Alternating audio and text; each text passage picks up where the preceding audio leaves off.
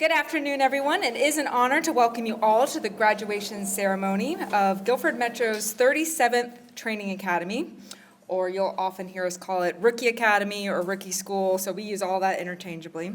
My name is Jessica Hutchins, and for the past 8 weeks, it has been an honor to work alongside the 4 new emergency telecommunications specialists, along with the rest of our training team.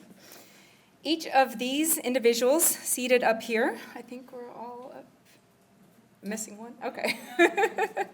All right. Each of them comes from a different background and brings a unique skill set.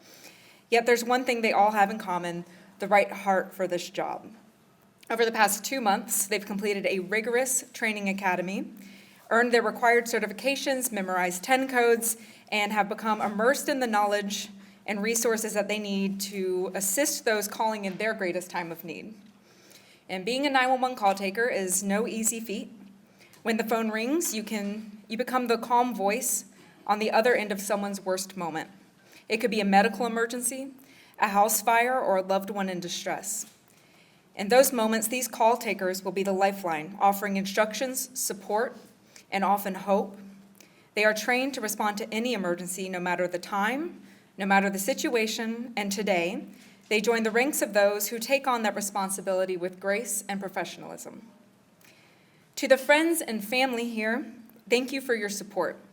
This job is not easy, especially in the beginning, and your encouragement will mean everything to them.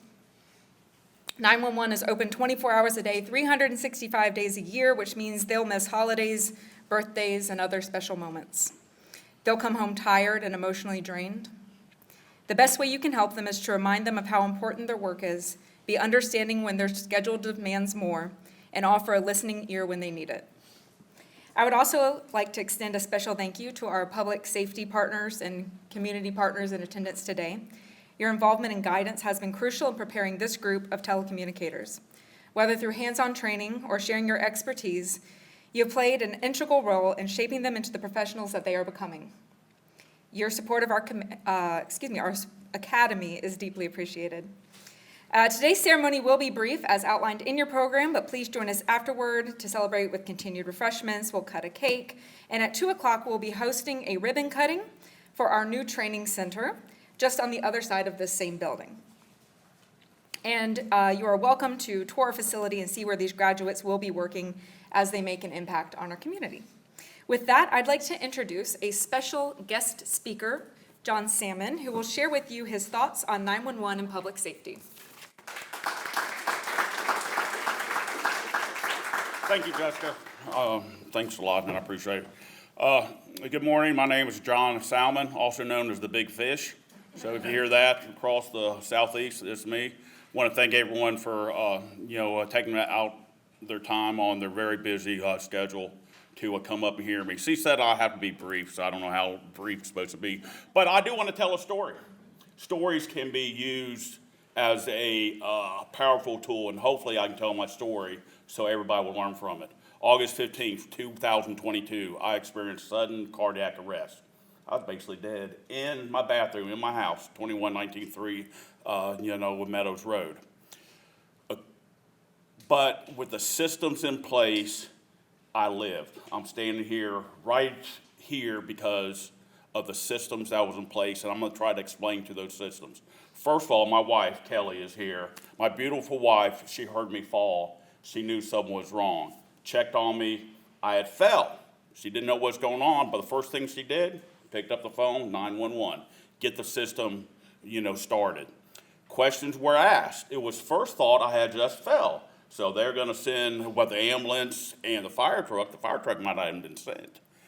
But as they asked more questions, they understood I was not, breathing properly. I was unconscious, so they had to upgrade the call, which they did. So if it wasn't for her, being there, being calm, I wouldn't have been here. So that's part one. You have to have early access. You have to be aware of yourself. And I'm preaching here, and I try not to preach. But for your people out there, you have to get them started. You have to get us started. I say us, which I've retired from Guilford County Emergency Services and Fire District 13 after about 17 years. So I still say us. I try not to. But the second thing, CPR, I was down, I needed CPR. My 18-year-old stepson, sound asleep in the next room, got up after hearing everything, and his mom called him and started good quality CPR. If he would have been gone, I don't think she was able to get my big butt turned over, pulled out of the bathroom, and started. So that's what happened. Where did he learn it? Where did he learn that skill? Does anybody know? Guilford County School. Guilford County School. Man, you're cheating, but thank you. Yes, he did. So that's part of the system. The part of the system is get as many people as you can trained in CPR and have the courage to do it. Third is little close to my heart is the early defibrillation and the advanced life care that I got from Engine 40. And my brother's on Engine 40, and my sister's on Medic 40. They got there roughly 5 minutes. They worked flawlessly. They knew the protocols. They knew what they had to do. They shocked me. They did advanced techniques, stabilized me so I can go on to the next step. So if it wasn't for those systems in place, the mayor's here, city manager, deputy city manager, I believe, right? I don't think I ever met, no? Yeah, there's one of them, which I know. And of course, the fire chief's here. Those fire stations are manned, they're staffed with 4 people. They're there, they're able, they're trained well, they have the care and the passion to do a good job. Jim Albright and his crews are there through the systems, through trial and error on figuring out what works and what not. Mr. Hutchinson knows that too, on all the changes that's been made over the past, decade or so on how to give the best service, to people like me. So, got me stabilized, did a lot of things in that few short, time period. I was out. I was a little bit in there, but once I got in the ambulance, I asked them, I said, hey, is fire driving me to the hospital? They said, oh, yeah, of course they are. I'm like, oh, it's bad because, when fire drives, it's bad. So I knew deep down something happened to me that wasn't well. And, of course, sudden, cardiac arrest. Got me to the hospital, very short stay in the emergency center, straight to the cath lab. Doctor there, he only had 27 years, experience. So kind of shortened me there with only 27 years. One of the best, doctors around. Put in 2 stents. Well, the first stent, and 2 days later, I had the second stent. And so it is all the fact that everything in line. If there would have been one part of that system out of place, I wouldn't be here. So everybody, their part is just as important as the other part. The last phase of it, recovery, and they just added this in the last year or so, because since I've been really paying attention to it, is the recovery mentally, physically, spiritually of cardiac arrest survivors. It's hard, guys, ladies and gentlemen. It's hard to die and come out of it knowing you're that close to death. So the last 2 years, I've been wondering, what should I be doing? What should I be doing in my life to pay back from these people and the systems? So I'm still trying to figure out, but this helped. One of the things is August 15th of this year, I walked from my house on 3 Meadows to Station 40 on the Pigeon Church to Base 4 on up there, by the Harris Teeter. Then I walked here. I was blessed to have 2 people walk with me from Base 4 to here. And that leadership they showed me, I'm going to call them out, Mark and Jerry. I appreciate that, Terry. You don't understand how important that was for me and my continued self-care. It really helped. So please, there's just a few things. Learn CPR, know it. If you don't do it on somebody, they're going to die. So don't be afraid to do it. Have a personal talk to your doctor. Don't be talking to your mama. Don't be talking to your brother. Talk to your doctor about your heart health care and get better and everything. I know that I have, even though you can't tell, but I've lost 30 pounds. So stuff like that. Is there any questions? I know it's short and sweet, but I know we had big things going on. But to the four that's here, I know one of them had from just, just sitting down and, going over the pamphlet here, the heart health care is important, and he lived through it. So I'm really glad you're here. And the courage you guys took, the four of you, to get in this job, to take the work, to get through it is, thank you. Thank you. It is just the start. So, we'll keep up the good work. Appreciate it.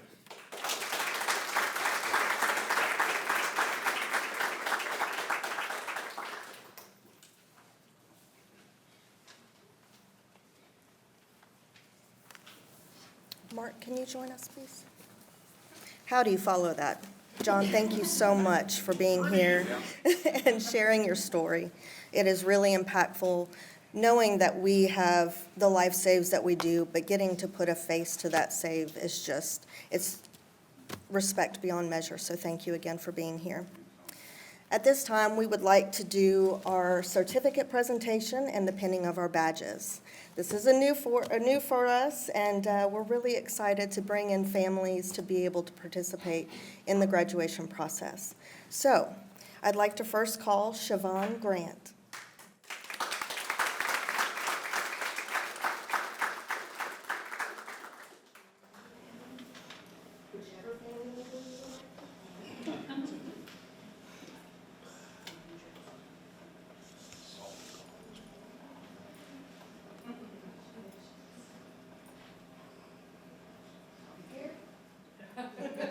No pressure. You're in the right spot, though.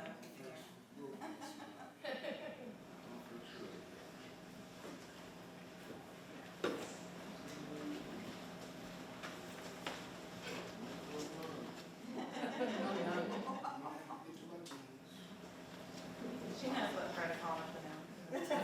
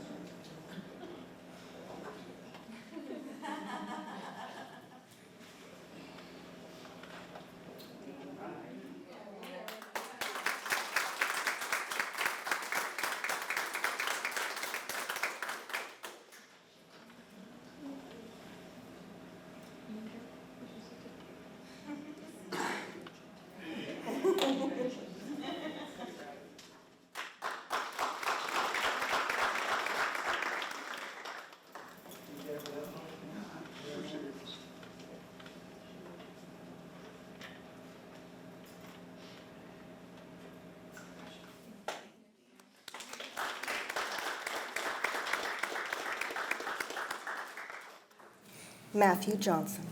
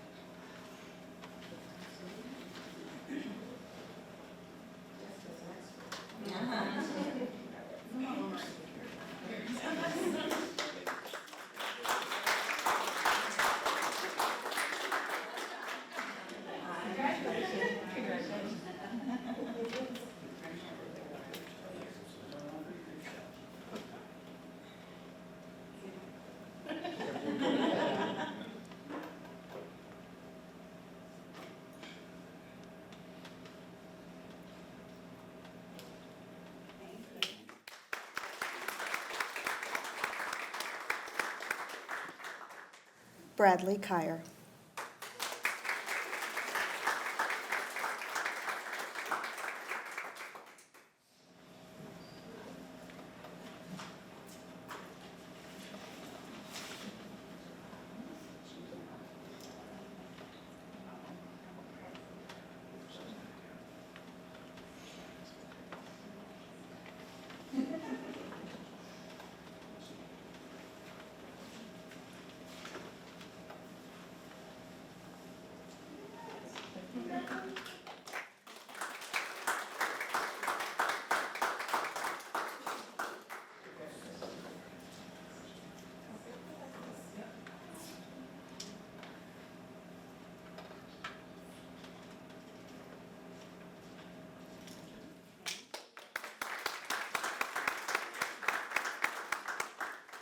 Christina Oakes.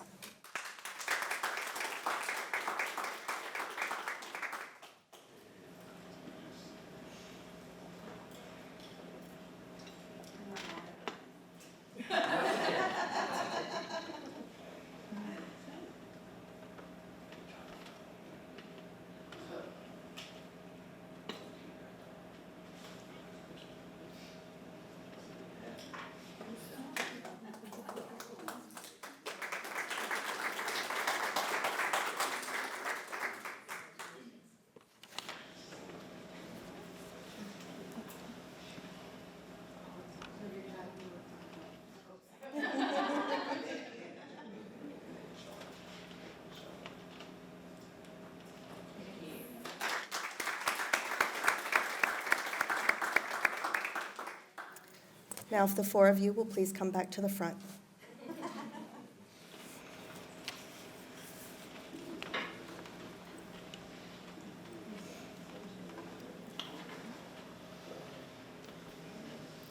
If each of you will raise your right hand for the oath of office.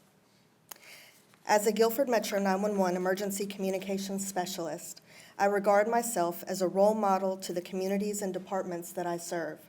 I will act at all times with respect for the law and the good of the community, holding myself accountable in my professional and personal life.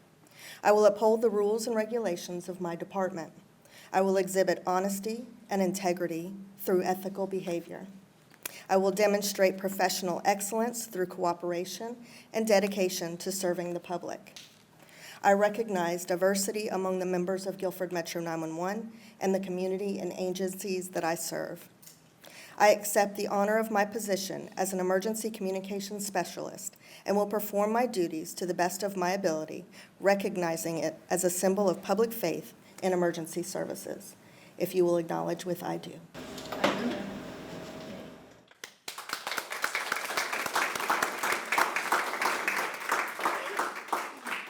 So a while back ago, and then a reminder today, I asked each of you to think of your why and why you started in public safety, why you chose a career at Guilford Metro 911, and why you chose to serve your community in such a special way.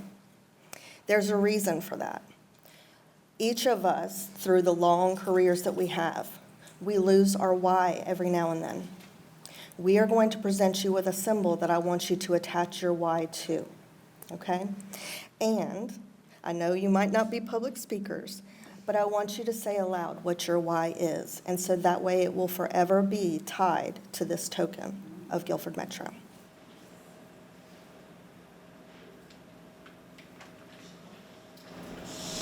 Thank you. Thank you, everybody, for coming out today. My why has just been to help. I come from two beautiful parents who have served our community in so many different ways, and when it was my turn to step out and find something to do with my life, I was like, yeah, I want to do that. But in my own way, find my own path and find my own way to help in any way possible.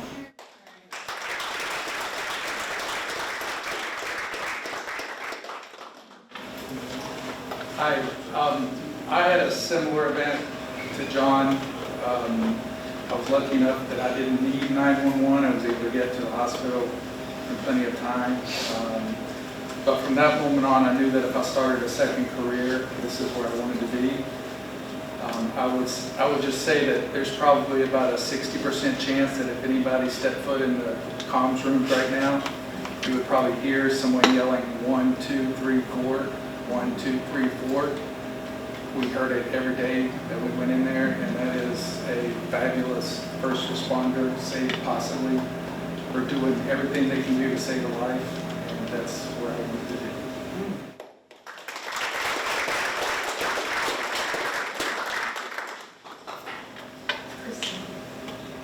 First of all, thank you all for coming out and supporting us. It's been a long 8 weeks, but we made it. My why is I've always had a passion for the law, but I never wanted to be out there with a gun and badge and doing that thing. So when it came time to find a career, I started with a small law enforcement department in Florida. And I took a break to raise my children, and I knew one day I would be back behind the headset, and I am glad that it's with Guilford County.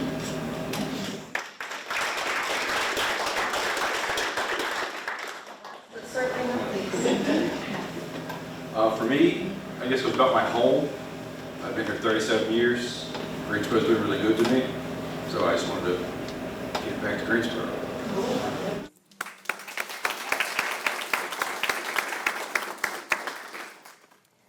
You may now be seated.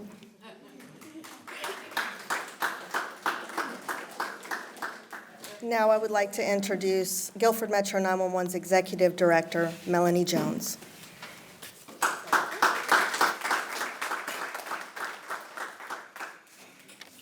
Thank you, Christine. I also would like to thank everyone for coming today to celebrate the success of our newest employees here at Guilford Metro 911.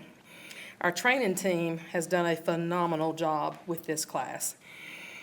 So many innovative ideas that were incorporated into this training, with the most important one having them actually work in the 911 center taking calls. We heard such great feedback from employees in the 911 center to say, this is what you should be doing. This is great. Let them take calls. And I think Jessica was signed in with Christina when they took the 9-foot python call. It was Matt, okay. So how about that to go sign in one of your first days and you take a call on a 9-foot python being under somebody's car? Just doesn't happen every day. So as most of you will see soon, at 2 o'clock, Mark Shepard completely remodeled our training room to also make that training environment even more realistic for our trainees. So they will actually have hands-on what they will have once they get in the 911 center. And Mark did all of that work, and we so appreciate him. Therefore, it will be the Shepard Training Center. We are always looking for ways to improve our retention here at Guilford Metro 911. And hopefully, some of these new training ideas will certainly help. I wish all 4 of you nothing but success here at Guilford Metro. And I will share with you, as I shared on a national stage in July, be the reason people trust 911. Thank you.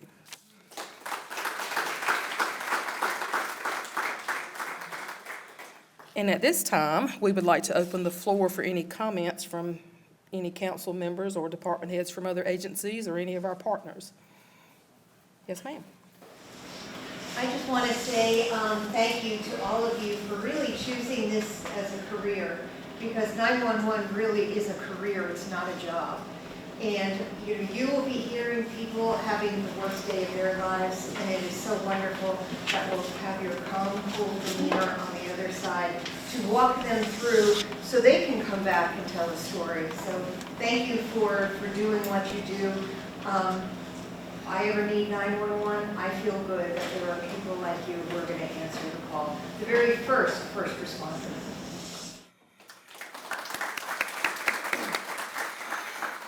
Thank you, Mayor Vaughn. And I do want to share with our new hires, we did a program back in 2021 and invited all of our council members to come into the 911 center and actually go through our critical training. And Mayor Vaughn and Mary Kay passed. So once they finish their stints on council, we'll be asking them to come to work. So. Anybody else? Sheriff? Sure. I would say congratulations first and foremost. And I want to thank you all here at 911 for all that you do. I mean, we get the calls, but you all get the calls first. And then not only do you handle the calls that's coming in from the public, but you also maintain check on us, make sure we stick to 50, make sure we need what we have what we need. So I just want to say thank you all very much from the office of the Guilford County Sheriff's Office and the Sheriff of this great county. Just want to say thank you so very much for all you do, all that you have done, and all that you will do. Be patient about how you learn, because I'll tell you what, that 8-foot or 9-foot python, I would not have answered that call. I probably sent somebody else, but let's do it back. But I just want to say thank you all so very much and congratulations. Thank you, Sheriff. Anyone else? Yes, ma'am. I just wanted to address the families today. So I'm Jerry with the training team. Want to thank you all for being here today to celebrate this incredible achievement, the graduation of our newest 911 telecommunicators. This is a proud moment for everyone. It's a very proud moment for me because this is my first full rookie academy in the training department. So I'm very proud of you guys. But I especially want to take a moment to address the families, friends, and loved ones of our new 911 telecommunicators. You have played an essential role in their success, and today you're about to become a critical part of their journey as they step into a job that is challenging, rewarding, and life-changing. As you know, and you've heard today, 911 telecommunicators work side by side with first responders. They are the invisible yet essential link between the public and emergency services, guiding police officers, paramedics, and firefighters to people in need. They are the calm voice when chaos unfolds and the lifeline for those who need immediate help. But working in this role takes a toll, not just on them, but often their families. So let's talk about what this means for you, their family, their support system. First, understand that this job requires immense emotional resilience. On any given shift, your loved one may hear calls that range from the routine to the unimaginable. They will encounter tragedy, fear, heartache, all through a phone line, and yet they have to remain composed, focused, and calm. And those shifts may come home carrying the weight of what they've heard. You might notice them needing more time to unwind or feeling emotionally drained and distant after some particularly tough calls. Your understanding and patience in these moments are invaluable. Sometimes they may not want to talk about it, and that's okay. Other times they might need to share their experience with someone that they trust. Your role as a listener, as a calming presence, is more important than you might realize. Supporting them means creating a space where they feel safe to decompress and relax. It could be as simple as having a quiet dinner or going on a walk. Just letting them engage in something that helps them mentally reset. Encouraging them to engage in hobbies and self-care can make a world of difference, whether it's exercising, reading, or just having some downtime. Those moments help them recharge for the next day on the job. Another important aspect is recognizing that their schedule may not always align with traditional family time. They will work long hours, late shifts, weekends, holidays, extreme weather. This can strain relationships and disrupt normal routines, but flexibility and open communication can help. So plan time together when you can. And don't be afraid to adjust family traditions or routines that fit their schedule.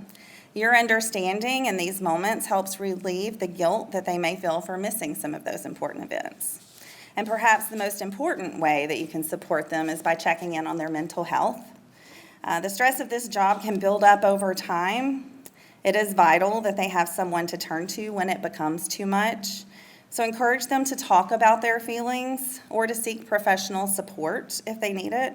There is no shame in asking for help, and having a strong support system at home can make them feel secure in taking those steps when necessary. You can help them find balance, reminding them that while they are there to help others, they must also take care of themselves. And sometimes what they need most is for you to understand that the weight of the work that they do, even if you don't experience it firsthand. So celebrate their victories, even when those victories seem small, because each day they help someone through a crisis is a victory.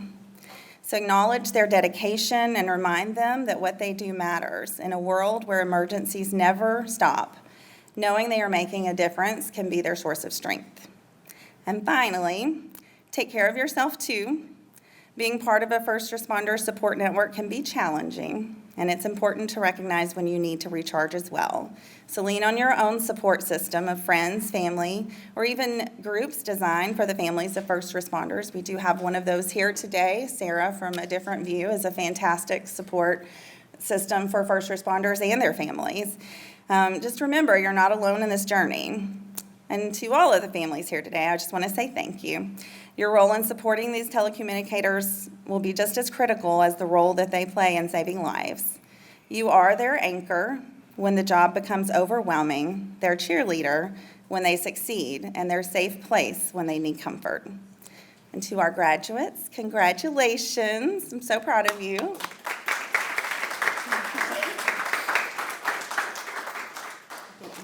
Thank you, Jerry. Are there any other comments from the floor? All right, at this time, I would like to welcome Mark Shepard to the front, please, for some closing remarks.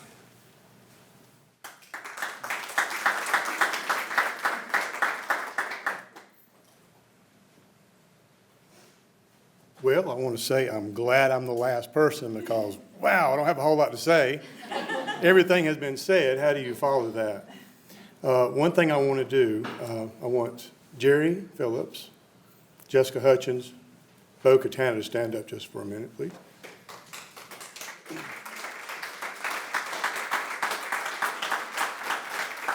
Thank you for that round of applause. I want to let you know this is probably the best training team that I've had the privilege to work with. None of this would have came to fruition without this team. Also, our newest, I won't say rookies, because I've always said that, I'm old school. Your success, really, they helped you succeed, but it really fell on your shoulders. It was up to you to succeed and make it through as you did. And you being able to do that really shows a lot about the person that you are. We look forward to working with you for a long time, we hope. Now, I'm hoping that maybe I'll be gone and I'll still be here for a long time after that. But we do really appreciate y'all being here and putting in the dedication and time. I can't remember probably a rookie school since I've been here, and I'm going to say since we've been consolidated under the same roof, we've had approximately about 38 rookie schools. I don't remember one where we didn't have any issues with anyone. Everybody was on time every day. Everybody was dedicated to be here. Everybody put 100% in it, and we really, really appreciate that. And it shows very much. So we want to thank each and every one of you for that. Thank you to the team over here for helping everybody get through. Also, I want to thank everybody here for coming today for this. I know that we've had different things over the years, but I believe, if I may be corrected here, but this is the most formal, first formal that we've ever had. That's also an idea of the training team and all. So with the backing of the training team, the backing of our Deputy Director, Christine Moore, and our Executive Director, Melanie Jones, all this was able to happen. And we look forward to this as to go on in the future as it comes along, and many more of these with new employees.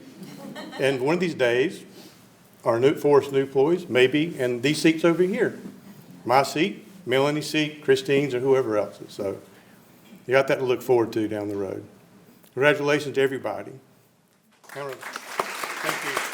Thank you for being here today. And thank you for joining us today to celebrate the ribbon cutting of our newly renovated training center. This space is a testament to the hard work and dedication of so many people, but today we want to take a moment to highlight someone special to this project. This vision started with an idea from the training team to renovate this space into one that would provide a more hands-on, immersive experience for our new telecommunicators. One that would benefit not just their initial training, but their entire careers. And it was Mark Shepard who figured out how to make that idea a reality. Mark worked tirelessly, almost single-handedly, on this renovation. While Mark prefers to work in the background and doesn't seek the spotlight, just this once, we have to take a moment to honor him. Mark has been in public safety for over 30 years, I think.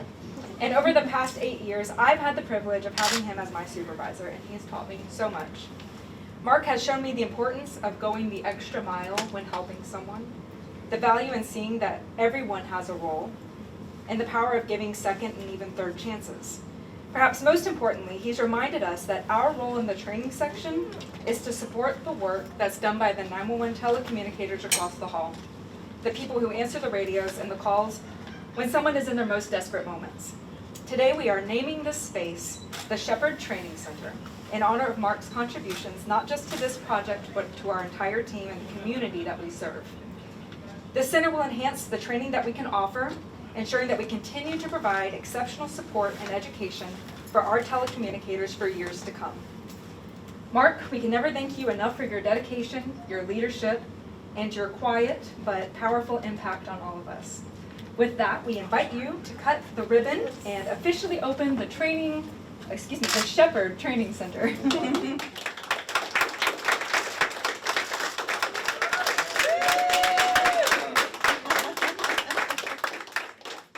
I would like to say something, please. Although I don't speak a whole lot about things, I try to stay quiet, as Jessica said. I'm very humbled by this whole process, by everything that was said. I also want everybody to know that this is a joint effort. Everything we do in this building, everything that's touched everybody in this building has something to do with any little thing that happens. If it hadn't been for the staff here, the other staff, our support services division, for helping us with our computers, the technology, the training team, and the backing of our Deputy Director, Christine Moore, and our Executive Director, Melanie Jones, none of this would have happened. So we're all here because of that. No matter who turned a screw or did something or put something together or not, it happened because the team got together and got everything going behind the scenes. Otherwise, this would have never, ever occurred or ever happened. So thank you to the training team, and thank you to everybody else that works in this building, the newest employees and the employees that's been here for a while. Thank you very much. Round of applause for everybody. Everyone is welcome to come and visit our newly renovated Shepherd Training Center. Thank you.